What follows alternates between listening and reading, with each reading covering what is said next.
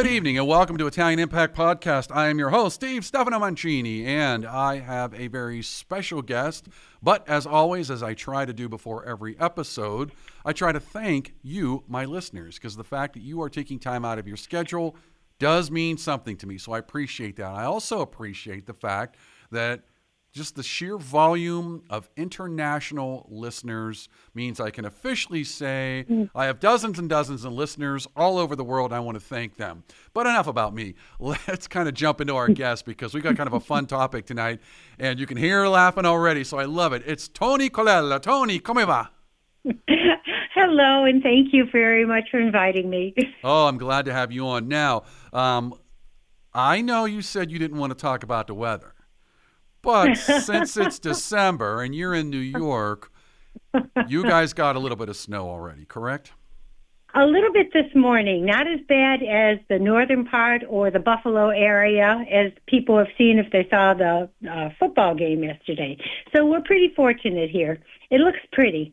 So far, it's pretty. You know what? I'm going to tell you right now, I like the snow, and I'll tell you why. I live in Pittsburgh, and Pittsburgh is one of these cities, like many of these cities, where they look really nice either at night because you can't see them that well, all you see is the pretty lights, or when it snows because it hides all of the, well, let's just say the potholes, debris, and everything else. So I like it when it snows because I agree with it. I think it makes the city look pretty, it makes an area look pretty, and nighttime hides it as well. So I'm a big proponent of snow. Call me crazy. Anyways, Toni. All right. First off, I want to thank you again for being on the show. As always, I appreciate my guests. Like I promised you, we were going to talk heavily about politics. No, I'm just kidding. No politics on this show. But I want to talk a little bit and kind of introduce my listeners to you before we do jump into what I'll call your expertise. And we're going to talk about Mr. Case here in a little bit. But, tell listeners a little bit about you. You're from New York, Italian family. Give us a little bit about you. Well, yes, my name is Antonia Colella. Sounds very Italian, although my mother is Polish. My mother was Polish. So I always recording now. No, I'm just kidding. Go ahead. I'm not full Italian either. I come from a background of delicious food and lovely traditions at Christmas, and that we try to carry on. It's funny. I was going to say real quick, it's funny you say that because I do think, and a lot of people, Polish food is very underappreciated. And because, being in Pittsburgh, we have a large Polish community here. And Polish food is actually very good. Actually, very nice, yes. I don't know if it's healthy for you, but, it's very good. Now, that means your father then is the Italian in the family. Correct. Now, did obviously your mom and dad were born in the States? Yes. Okay. Yes. So how far back do you go before you trace either your Polish ancestry or your Italian ancestry? Oh, interesting. Both of my grandmothers were 16 when they came over from what they used to call the old country on a boat, accompanying a child to someone who was going to be greeting them, their guardians here. So I'm a second generation of each, on each side. Well, that's when I realized that's pretty close for you then. You obviously knew them, and that's not a given because I know, I didn't know some of my grandparents or even great-grandparents just because they died before I was, or I was very young when they passed away. But did you actually get a chance to know them very well growing up? My Italian grandmother especially. She lived to be 105. Ooh. So, and I regret never learning Italian from her because she always used to say, "Learn the English." So that was the generation. And you know what? I've talked about that said, they wanted to come over here. They wanted to be Americans. They didn't want to, the language. They wanted you to come off as, quote, American. And there's just a huge knowledge gap with that. Really. And one of her expressions that have just carried me all through life, and excuse my trying to imitate her beautiful accent, but she would say, when we were baking, and maybe it needed one egg, maybe it needed two, she said, use what you have. So oftentimes when you're doing something and you don't have exactly what you need, I remember her phrase, use what you have. That's a great phrase, though. There's a lot of a lot of wisdom in that. Yeah. Now, kind of funny you bring that up, though. So when you grew up, again, she's off the boat, as we love to say, and whether they wanted to, propagate the culture, it's what they knew, it's what they were born with, it's how they were initially raised, even though she came over here at a younger age. Are there other things that you specifically remember and you go, ooh, that was definitely from Italy, or like you said, from the old country? Some things that I can mention? I don't know what to think. Well, the yelling and the hitting and the swearing, that's a given. That's a given. Mostly the holiday meals, where they'd start with some meat and then go into the pasta and then go into the salad, and the women would go in the kitchen and clean up and prepare the desserts, and the men would play cards. So those holiday traditions. But we had some musicians in the family, so we'd all gather around the piano and sing. So it was some nice holiday memories. I can actually appreciate that, by the way, where the women clean up and the men are sitting around. However, I don't know what that makes me, because I always was the youngest, so I got called in to clean up. And in fact, I still help out because I feel bad. I mean, I'm like, I made a mess.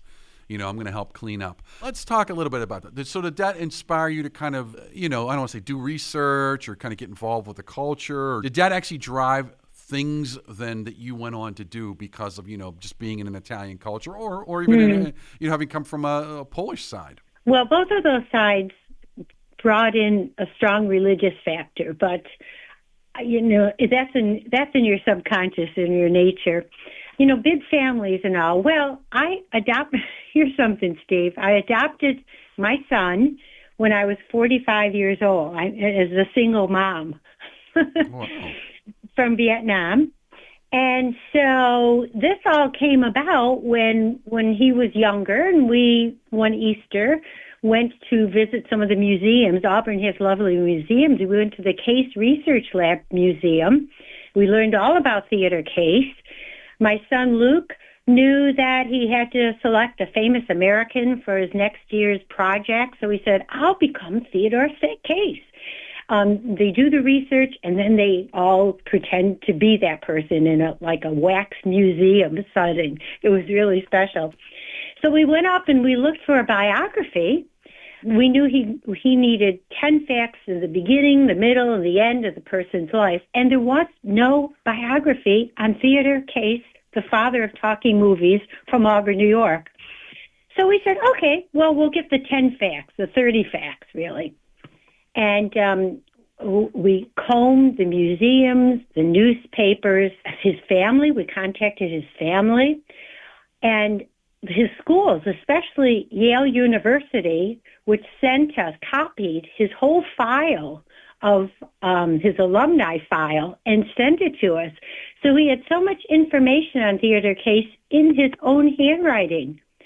And it just evolved that we wrote a book about Theodore Case. Now, that, you know what? I want to go back up real quick, because that is exactly what I mean when I say life. You have no idea which way life is going to take you. And here's what I mean. You adopt your son, okay? You bring him over from Vietnam, and it turns out it's a school project, right, that essentially leads you down this path, and then it culminates in a book, correct? Exactly. So it's one of these, if you just follow the path, it will take you to a better place. Now, for our listeners, let's kind of start to go back now. So if you didn't have a lot on Theodore Case, what was the impetus for him picking that person? Oh, good. Well, when we had the tour of the Case Research Laboratory, which was part of the estate, my son carried on this back and forth conversation with the tour guide. And I have to give a lot of credit to the tour guide for entertaining these questions and giving answers to this young kid. And so that's what kind of spurred my son. My son was the one who said, this is the direction I want to go in. So I just tagged along. Okay. Now, I was going to say, so it wasn't something that was on your radar either. So you're like, I don't know who this is. And again, this is kind of a very, just a very kind of a strange beginning. But so now he's got to do this project. You learn a lot about Theodore Case. Obviously, something about it really clicked, and you said, "Ooh, this is good." Who's Theodore Case? You're asking me? Yep. Yeah, right. That's how this works. Theodore Case, as a young person, had a passion for light and sound waves. He came from a scientific family. His father was an international scientist. So he followed this passion, and here we are now. He's a junior at Yale University, and he writes a letter home to his mother saying, "Yesterday, I at last succeeded in transmitting sound by light." Okay. And so he graduates from Yale. He travels a bit, takes some courses in law at Harvard, but then comes back and works with his father. And they inherit Dr. Willard's house, which is another story. And Theodore is realizing selenium is not powerful enough, is not sensitive enough for capturing the sound and the light. So they come across this compound of thallium, oxygen, and sulfur that is highly sensitive to invisible light rays, which we call infrared light. And he goes on to develop what he calls a photoelectric cell. So along comes World War I, and immediately our country is posed with a problem of how to stop U-boats from sinking our soldiers and our supplies, our ships, going to Europe. So they asked Theodore Case to come and help. So he immediately drops what he's doing, goes over, and designs this secret communication system that can send messages and even a voice past the enemy undetected. The acting secretary at the time was Franklin Roosevelt, and he sent a letter. It's in our book, complimenting Case on his work. Okay, so 1920, it just step by step, Steve. It can be proven that this man was the father of talking movies, but there are a couple reasons I'll try to explain at the end why no one knows it. Okay. Anyhow, that's what kind of compelled us to move forward. Here's this fantastic inventor, and no one knows about him. So Dr. Lee DeForest contacts him in 1920, and Dr. DeForest was another Yale graduate. So Case was very happy to work with another Yale alumni. Well, DeForest said, there's a race going on all around the world, in France, Switzerland, Germany, India, Japan, a race to put sound on motion picture film. And he asked Theodore Case for his help because he didn't know how to win this race. Well, after the war, the government stopped working on the naval communication system, but Case kept working on it. So lo and behold, Case had in hand what the world was looking for synchronizing sound on motion picture film. In 1923, the Auburn newspaper had the headline, "Auburn man invents talking movies." So there was nothing at that time. No one else had made that claim, though. So there was no, sound to a motion picture attached to the film. Correct. Theodore Case came from a wealthy family, so he had lawyers every step of the way documenting his inventions. All right. And, some people go across the ocean and bring back an invention and claim it as their own. But Theodore Case had 62 patents for sound and light and synchronizing motion pictures that were recognized both in the United States and abroad. So at this point, I think your question was, did anybody else try? Well, there were things, but when they put it out so that everything has to be duplicated, replicated if it's going to be recognized, right? Right. It failed that test. Okay. So his invention failed, or their inventions failed? Because their inventions failed. So nobody has nobody has anything that's working. He's the only one that can kind of do something that's working at this point. This is the early 20s. This is the early 20s. There was Warner Brothers who put out another system called Vitaphone. Right. Theater Case's system was called Movietone. So Vitaphone was sound on disc. Okay. If you can picture that. You have the Yeah. Victrola and the movie going. But there was a big problem with that when Theater Case's invention came along. Sound on disc could not be used outside of the studio. But Case found a way to simplify his system, and he was the first synchronized sound on film invention that could go outside the studio.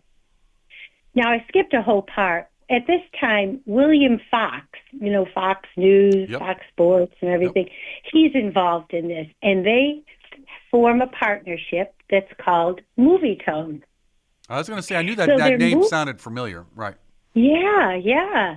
Movietone sets up Movietone News, and they go all around the world because Case has simplified that recording and replaying sound on moving pictures could be in one machine.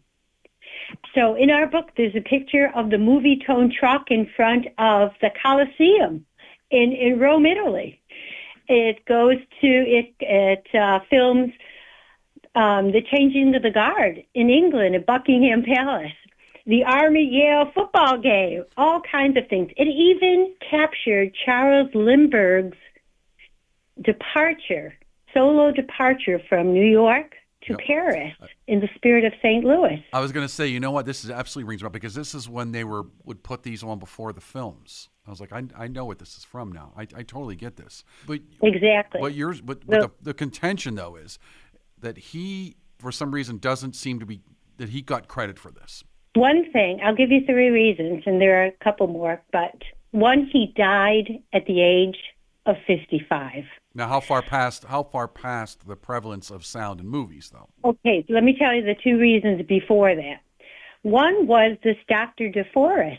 Dr. DeForest said in a New York Times newspaper article that he had the original idea for the sound on film technology. Not true. Right.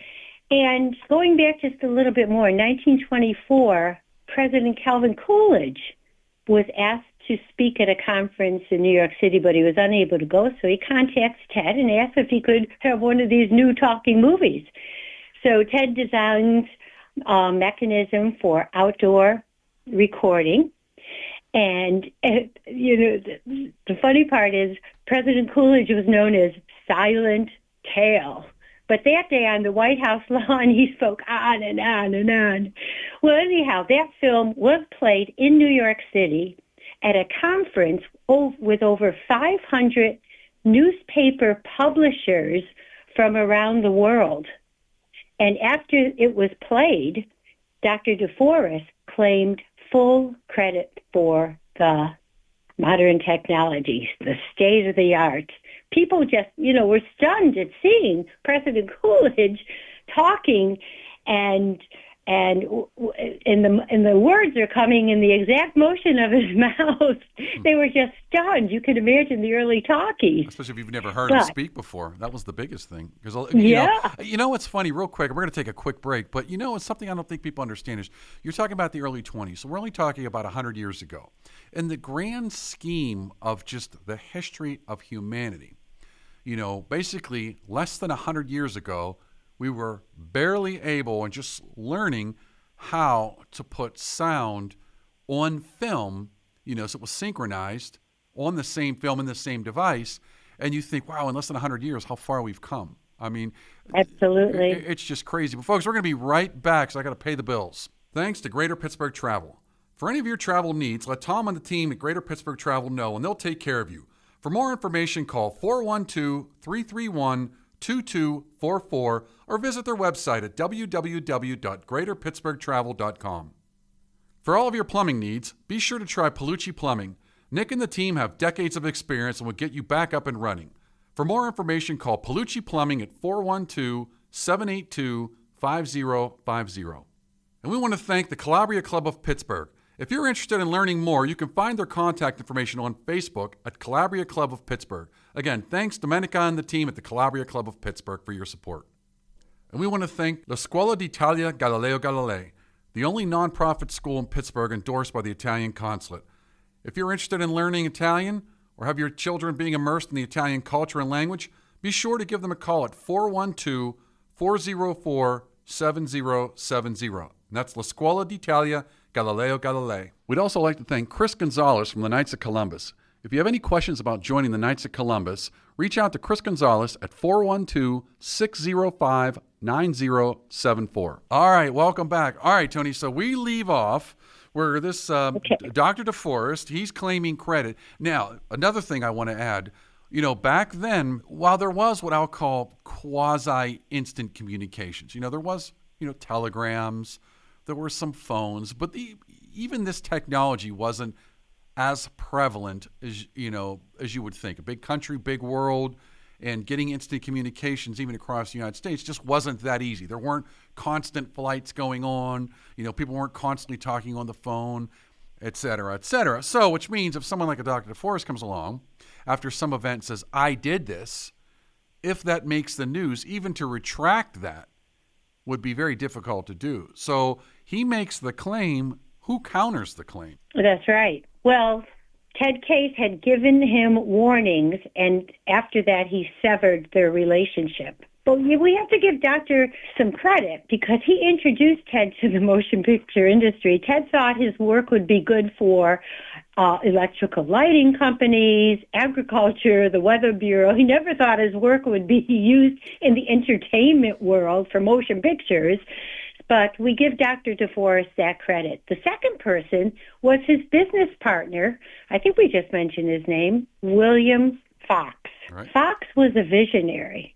At this time, people were saying, talking movies, they're immoral. They'll corrupt the academic creativity of our youth and this and that and the other thing. But Fox was a visionary, and he knew that talking movies would prevail.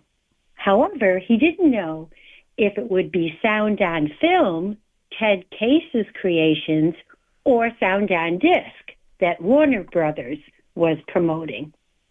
So after he established this contract with Theodore Case, saying any change in this contract would be communicated, negotiated, Fox went behind his back and allowed other companies, other movie industries, the big five industries at that time, to use Ted's equipment. So, Steve, in the overnight frenzy that ended these silent movies and ushered in the talkies, Ted Case's work, his creations, were copied, sold, stolen. Oh, and I have to tell you this one thing. They were renamed, and here's an example. Luke and I think the biggest part of doing research is you never know what you're going to find, and we found this connection between Ted Case and one of the biggest stars on the silver screen. Here's the story. Dr. DeForest duped other inventors as well as Ted Case. So in 1927, he's on the brink of bankruptcy with all his legal problems. So he sells some of Ted's equipment he had secretly kept, and he sold it to a movie businessman named Patrick Powers. Patrick Powers then sells it to an animation entrepreneur who is looking to give a voice to his mouse. Oh, I've heard of this one. Mr. Disney. Mr. Disney. We Wow. think the Disney dynasty doesn't know who to thank for their fame and their fortune. But that machinery came from Theodore Case of Auburn, New York. It's funny, though. Again, when you look back at the motion picture, the history of motion pictures, and you're really not, you're talking maybe 120, 130 years of realistically putting something spinning, on a screen. So not that long ago. And Right. Silent pictures, were it. And you have to ask yourself, even in the 20s, how much money they were making, and they didn't even have sound on the film yet. But that just proves the draw that just we as humans have to entertainment in general. That these people, they weren't poor back then that ran these studios, and they hadn't even scratched the surface with respect to the technology that was really going to, like I said, put them over the mark. I mean, who would have thought, an animated mouse would be what it is today? But, yeah, I know. But these people they like you said, they're visionaries. They knew, hey, there's something to this. Entertainment, I don't care what it is, the whole bread and circuses, that goes all the way back to the ancient Romans of keeping the people, distracted with entertainment. And, these inventions, not that old, perfected in very short times, relatively speaking. I mean, when you go from idea, like I said, World War I had just passed a few years earlier. You had silent films. You go into the 20s and you're just breaking into sound. And it's funny because I've watched movies like on Turner Classic Movies, yeah. And you watch them from the 30s, and you, on one hand, you're like, wow, this is from the 30s. And you're thinking, wow, in a sense, though, they had essentially perfected the sound on film by then. Exactly. And that was not that long that it had even been in existence, yet alone to essentially have perfected it. Because then by the 40s, they're off and running. Even though the war wasn't there, they were essentially off and running. But I mean, Gone with the Wind was what, 39? I think The Wizard of Oz was 1939.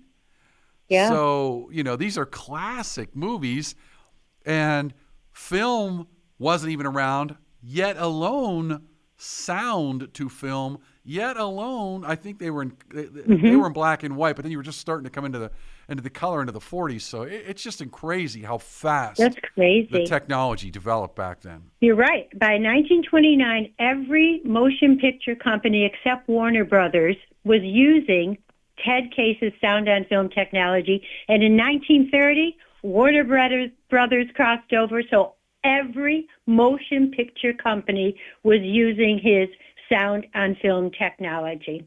Now, what year did he die? 1944. So he definitely saw, what became of this. Yeah. Did he ever push back and say, wait a minute, that's mine? I mean, really push back? Well, there's kind of two reasons. Fox had invested maybe $10 million into all of this entertainment center. And then he has a terrible accident, and one of his creditors said, you owe us $15 million. And they said, you can pay up by giving us the patents to sound on film. Now, people say if Theodore Case's father had lived past the Spanish flu epidemic, he would have had some business sense. But he was, Steve, a pure scientist. He gave up his patents for stock in Fox theaters that never materialized.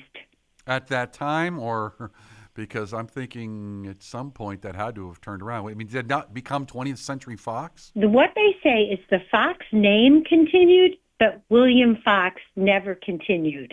Right. So his name continued, but not the person. Right, to your point, there were only less than a handful of real studios back then, and in some ways they've just combined, and they're kind of still around in some form in that name. I mean, if you look at movies that are made, there's only of the big production companies, there's only five, right. Really? Yeah. And a lot of them have been around for 60, 70, 80, 90 years. So, yeah, interesting.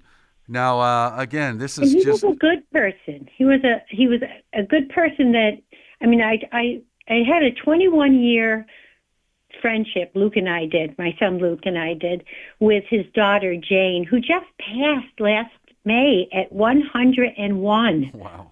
We were still chatting on the phone for over an hour, her memory. And she told us so many wonderful stories about her father. He was such a good man.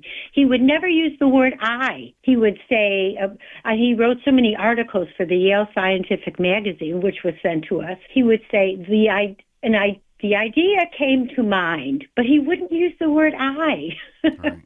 Right. Well, again, there's some integrity there. That's a good thing. That's wild. But you know what? But 100 years later, we're still talking about him. We're still talking about him. In a good light. I mean, you have a book out there, right? I mean, he's not maybe didn't get recognition he deserves, but you know what? You wonder if a person like that even cares. He might just be thinking, listen, I'm just glad to know that I can look back and say something I created is survived. You always wonder what would somebody say. 100 years later, if you could talk to them. I'll just tell you about the epilogue in our book that Jane told us. She said one day she came home all upset because in the Saturday Evening Post there was an article that gave credit to probably Dr. DeForest. So she showed the article to her father, who read it, and she said, in his usual gentle manner, he looked at me and said, "It's okay, Janie. It doesn't matter what people say or do. I know what I did." There it is. There it is. So that's exactly what he's thinking. That's perfect. Yeah. He says, when you have an idea, that idea, when I'm talking to students about Theodore Case, I encourage them, when the ideas come to them, be like Theodore Case.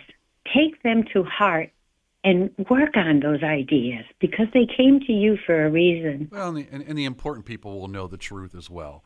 I mean, they can lie to other people, but they can't lie to themselves, Yeah. So, I mean, that's something that they have to live with in their gut. If they have a soul, they're going to look at it and go, well, I know the truth, and I did or didn't do that. It is what it is, but we're going to remember him. And with that being said, I do want to ask you, because there is a book about this, how can people get a copy of the book? Oh, okay. Well, it is on Amazon, but even if you want to give your viewers my address, I could send them one. You absolutely can give me your information. And folks, I'm going to assume that she has sent it by the time we recorded this, and it will be down in the description. So we'll have her contact information. She can send you a copy of the book, and you can reach out to her. And I do want to encourage you to read this. Listen, I have become a big fan of history because I just find it very fascinating. And I also think that there is always something to learn from history. In this case, you might scratch your head and say, oh, okay, that's great. But you learn something about humans in this case. You learn about a good man who stayed humble and just continued to invent things. And in the end, he is being remembered for what he did, whether he knows that or not. And at the same time, you learn something about people that won't bat an eye to, screw you over. So it's one of these, well, I have to remember these stories of other people because this is what worked, this is what didn't work, this is how they were successful, this is how they were unsuccessful. And these are all the lessons you learn from history, which is always, always important to study it from a factual perspective and not what I like to call the rewritten history of the last 10, 15 years, which is a shame. But I think more historians need to start pushing back and saying, no, we're not going to rewrite things that happened 300-400 years ago just simply because we don't like it. So Toni, I want to thank you very much for being my guest today. And it's my pleasure. Thank you. No, it was wonderful. And again, I'm either going to be in New York or you're going to be in Pittsburgh, and we're going to meet up, and I'm going to buy you a coffee or a beverage of your choice. Oh, I look forward to that. Thank you, Steve. Thank you so much for giving time to Theodore Case. Appreciate glad to do it. Glad to do it. All right, folks. And again, I want to thank you all very much for tuning in. And as always, I hope you have a wonderful and blessed week, and we will see you next time.